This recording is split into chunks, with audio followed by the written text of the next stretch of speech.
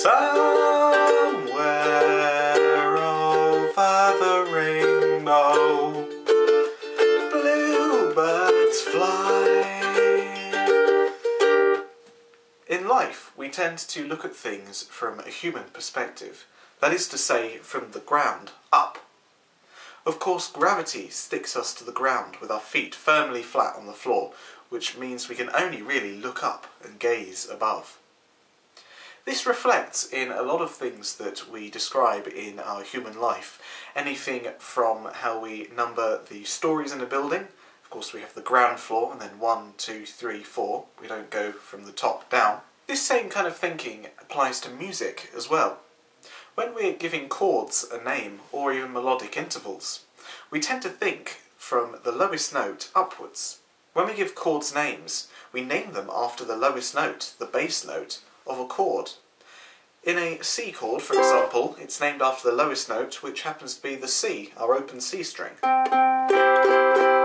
Even in chords where they have a different bass note to their name note, for example our normal F position. Now that's an F chord, yes, but it's technically an F over C, because the C is in the bass. And there's all this kind of thinking as well. We always work from the bottom upwards, mostly because that's our human perspective. However, it is possible to turn music upside down and look at things from the top downwards. In this video we're going to explore how we can look at upside down music or negative harmony to create some interesting chord substitutions and progressions that you can use amongst your traditional practice. So let's delve right in. So negative no, this isn't going to work, is it? Hang on. There we go. That's better now. So yes, negative harmony. Now the term is actually a pretty new thing, and it's still in its infancy, relatively speaking. Whereas our normal functional harmony has been in use for several centuries already, negative harmony has only really been a thing since the late 20th century, and we've only had a few artists to really properly explore it, such as Jacob Collier, who I would recommend you go and check out. Therefore, the concept of positive harmony is what we're going to apply to traditional normal practice. However, it isn't really known as positive harmony because the term negative harmony was only introduced a few decades ago.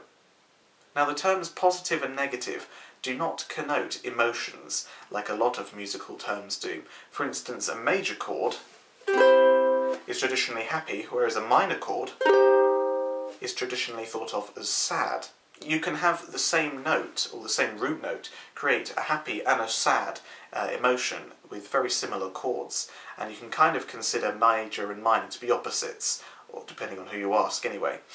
This is not quite the same with negative harmony, whereas instead of looking at opposite emotions, we're going to be looking at mathematical opposites, where we can have brand new chords that we wouldn't normally think to include in a particular key suddenly become really important and really useful thanks to their mathematical flippage. And yes, that is a term that I've just come up with. Trademark Matthew Quilliam. Much how we have positive numbers and negative numbers that are opposites either side of a 0 point, which is neither positive or negative, we can apply this same mode of thinking to music, where we can have a series of positive harmony and some negative harmony that revolve around an equivalent 0 axis. One way that we can find this supposed 0 axis is by looking at major and minor scales. If we take a major scale and a minor scale, both with the same tonic note, for example C major and C minor, we can see that they both share most of the same notes. There are only a couple of differences. Now, this is the natural C minor scale, which as you can see has 3 flats, E flat, B flat and A flat. However, if we take the melodic version of this scale, where we raise the B flat and the A flat to become natural, then the only difference between the two scales, the major and the minor, is that 3rd degree, the E or the E flat. Therefore, we can conclude that the E and the E flat, the change of the 3rd there, is what defines whether the scale is major or minor. Given this fact then, we can assume that our axis will lie slap bang in the middle of these two notes. we come up with a theoretical middle point between these two notes, as if we were to draw a line in between the frets on the C string, between the E flat and the E. If you want a more mathematical approach to this, you can think of it as an actual microtone that's in between E flat and E. You can find the middle point between the two mathematical frequencies that are the notes E and E flat. E is a 326.63 Hz, whereas an E flat is 311.13 Hz, which means the middle point is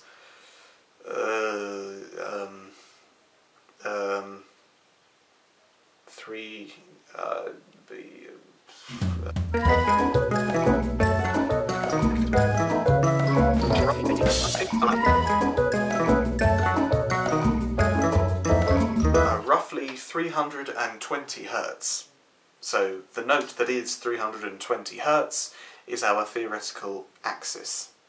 Goodness, somehow I got a 7 in maths. So now we know that the axis is in between the 2/3 of equivalent major and minor scales. Now in this example therefore it's in between E and E flat. However, obviously not every key will have the notes E or E flat in. So for example in the key of F, the axis will be between A and A flat, because those are the 2/3 of F minor and major. However, we're going to stick to the example of C, and we're going to turn now to a conversion clock. Now, this is a really useful tool that you can use when trying to identify the negative equivalence of a positive scale. On this clock, we have all 12 chromatic notes of the equal temperament tuning that we use. And what we're going to do is we're going to identify our axis, which in this case is in between E and E flat, and we're going to dissect the circle right the way through the middle until we come out on the other end in between A and B flat. We go right through the centre, and this creates two halves, two semicircles, and we're going to create pairs of notes, taking one note from each side of the dissection to create these pairs. The pairs that we've now created are the negative reflections of themselves within a negative scale. So for example, when we're going from positive music to negative music, any time that we have a C, for example, we're going to substitute it for a G, and vice versa. So for example, with a C chord, we have the notes C, E, G and another C. Well, the C gets swapped for a G, and the G gets swapped for a C. So in effect, we don't have a change there, but we do have a change because the E flat is the negative reflection of the E. So therefore we end up with a C minor scale chord. Now, that's the positive name for that chord. However, we're in negative and we're looking from the top downwards. Well, C minor is one way that you can give a name to that chord, but we're still thinking positively about this. We're going from the C upwards. We've got C and then a minor third up to the E flat and then a major third up to the G. However, we need to think about this in the negative world and go from the top downwards. So, at the top we've got the G, which is therefore going to be our root, and then above this G we have a major third, and then we have a minor third, which is the opposite interval structure to a minor chord, a major chord. Therefore, we can call C minor G negative major. It is because in the negative world that this chord remains as a major chord, at least theoretically, that this chord can be used as a substitution for a positive C major. In fact, all of the positive minor chords become negative major, and vice versa, all of the positive major becomes negative minor. Interestingly though, diminished chords stay the same because they are symmetrical in that they're just constant minor thirds, and so they're infinitely invertible anyway. We can actually negatively invert whole chord progressions by inverting the entire progression of a song, like 5'2", which has the first three chords of that song are C, E7 and A7. That becomes, using the positive names, C minor, A flat minor 6, and then E flat minor 6. These chords are very different from one another. I mean, you've got the A flat 6, which is standing in for the E7, and you've got the E flat 6, which is standing in for the A7. But because they're just the negative reflections, they actually work as substitutions, at least to some degree. Negatively, they're still the same quality, they're still the same dominant 7 chord, they're just flipped and inverted. But why is it important that these chords retain their same quality, their same major or minor, or whatever is appropriate quality, when they're flipped to the negative world? Well, this has something to do with how chords are used in the positive world, or traditionally known as functional harmony. There are 3 main types of chord function. We have tonic function, which is where we are given a sense of rest and home, and in the key of C, these chords are C and A minor, which are the 1st and 6th degree of the C major scale. We have dominant function chords, which are chords that are really tense and they point towards tonic chords. They really want to go back to the tonic sense of rest. And so there are 2 of those in the C scale as well. G, which is the 5th degree of the C scale, and B diminished, which is the 7th degree of that scale. And we also have subdominant function. These are chords that are not tonic, but they're not dominant either. They're away from home, but they're not that tense. They're happy to stay there for a little while. And in the key of C, we have F, which is the 4th degree, and we also have D minor, which is the 2nd degree. You'll notice that I've missed out the 3rd chord, and that's because it's a bit of an anomaly, a black sheep. So we're going to ignore the 3rd chord and pretend it doesn't exist, because no one ever talks about chord 3.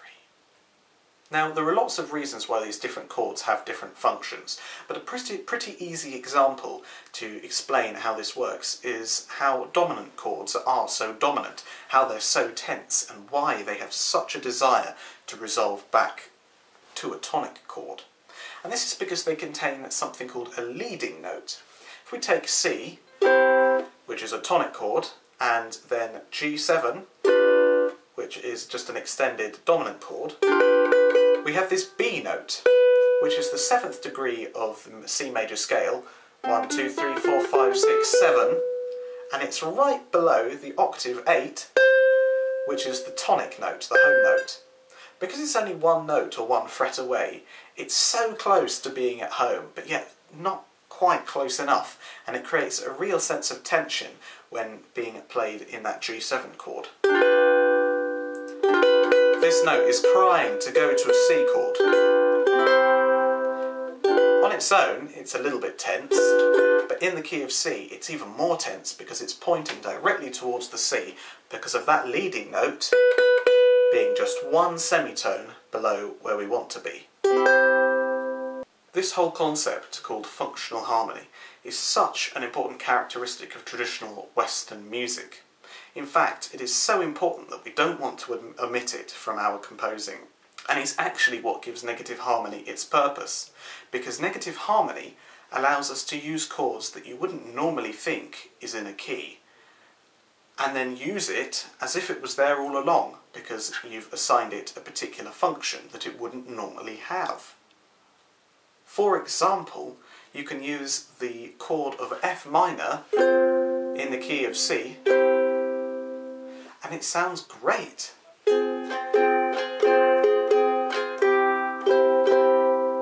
So why is that? Well, normally, and as I said earlier, the chord that is built around F in the key of C is an F major, not an F minor. But F minor is the negative reflection of G, which is our normal and go-to dominant chord.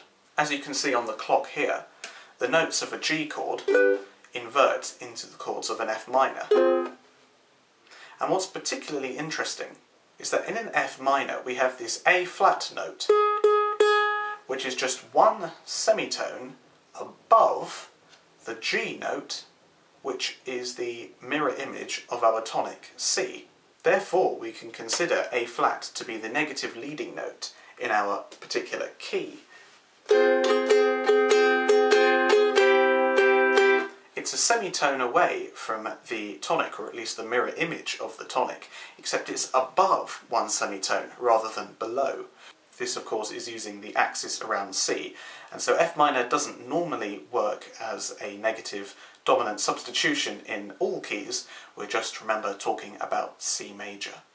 To put this in terms that you can apply to any key, the minor 4 chord in a key can be used as a substitute dominant function chord as opposed to the 5 chord or the 7 chord, and create some really nice and really strong emotions. So for instance, in the key of F, the normal 4 chord is a B flat, but we're going to play it as a B flat minor, and it works just as nicely as if we were going C7 to F. In negative music, F minor is therefore the substitute for the G7 when we're in the key of negative C. Is the equivalent of, and when composing in a negative world you can of course use this just as you normally would. Instead of C to G7 to C, C minor to F minor to C minor.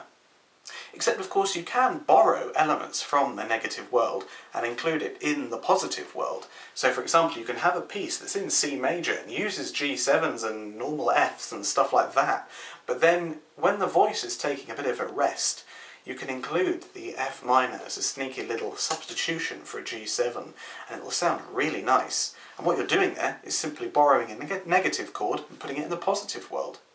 If you were to use a negative chord as a substitution when you've got the tune actually playing, well, the fundamental notes of the chord are different. It's only the function of the chord that has remained the same, so you will have to change the melody. But melody can also be inverted in the same way that we've been inverting chords.